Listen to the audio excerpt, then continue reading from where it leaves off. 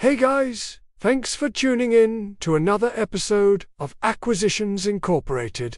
I'm your Dungeon Master. Today we are going to be adventuring in Ibaran, taking a look at one of the items from Ibaran Unlimited. Recently you have been contracted by House Kenneth to steal back this pendant called the Broken Owl. It was stolen from a museum exhibit, and they want it back, and they pay handsomely for its return. To add incentive to the job, the pendant is also tied to one of the main plot hooks of the campaign you're currently playing in. The pendant is said to hold a piece of your patron's soul inside of it.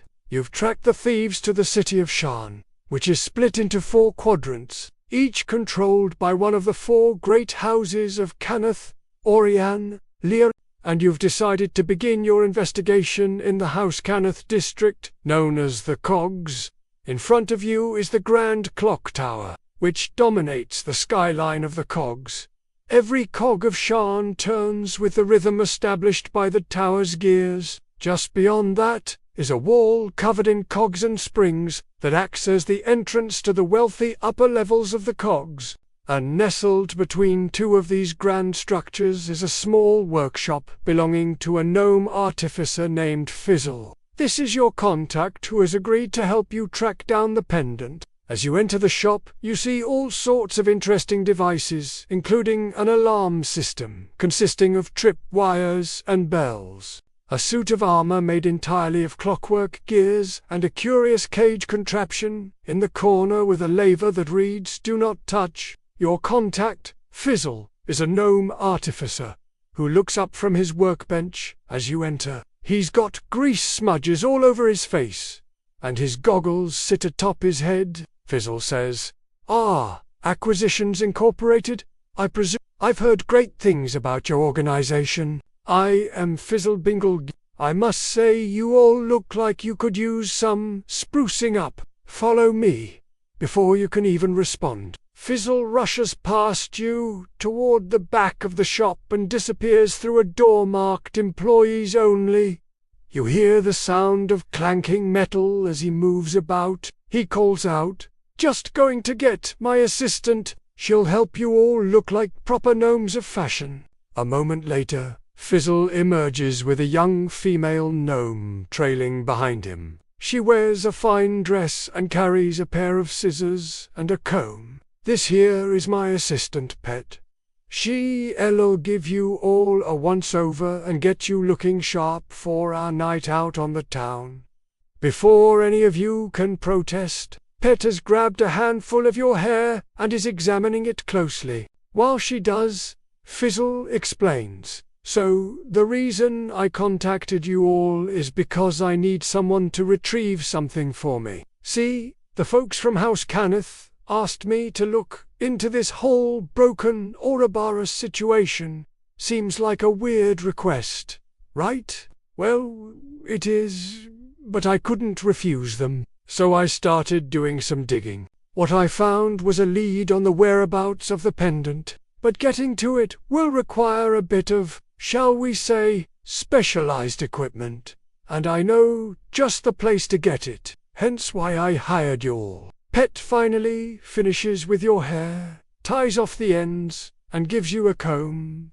There, much better. Now go on, go find whatever it is you're looking for. And don't stay out too late. There's a curfew in effect, and I want us all tucked in bed by 10:30.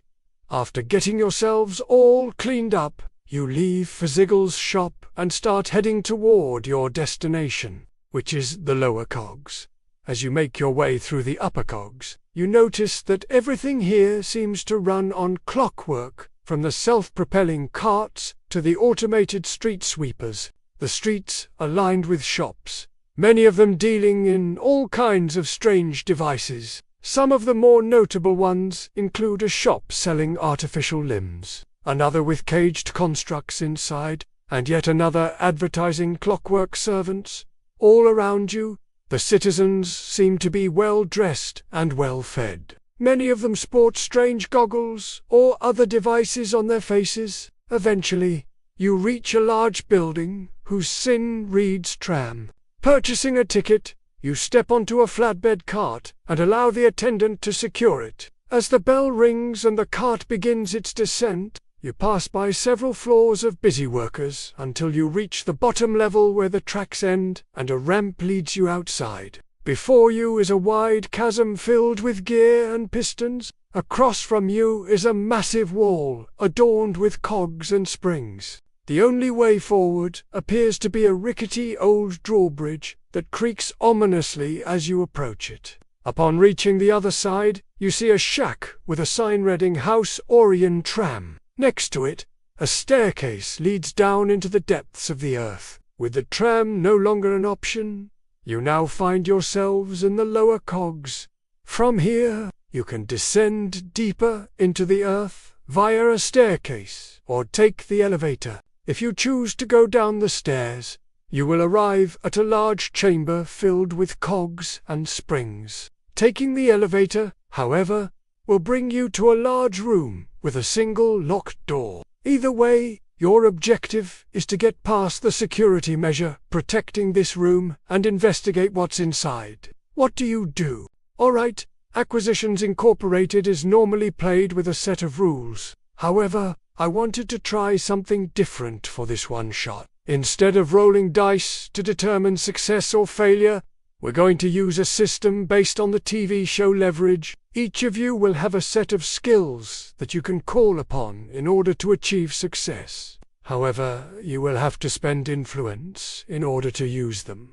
Influence is earned by playing a role in a scene or making a contribution to the group's overall plan. Sometimes I will award influence at my discretion, such as when you successfully complete an objective or achieve a major victory. Other times you may have to spend influence in order to take certain actions. For example, if you wish to intimidate someone, you might spend 2 influence to attempt to frighten them. Or if you wanted to sneak around, you would spend 1 influence to attempt to go unnoticed. If you run out of influence, you will still be able to perform actions, but I will roll a d20 and add a penalty to your action's success. Now, let's see you get to work.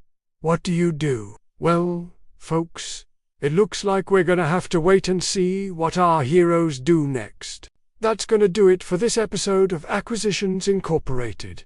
I hope you enjoyed watching, and if you did, be sure to let me know. I'd love to hear your thoughts. As always, thank you so much for watching, and I'll catch you next time.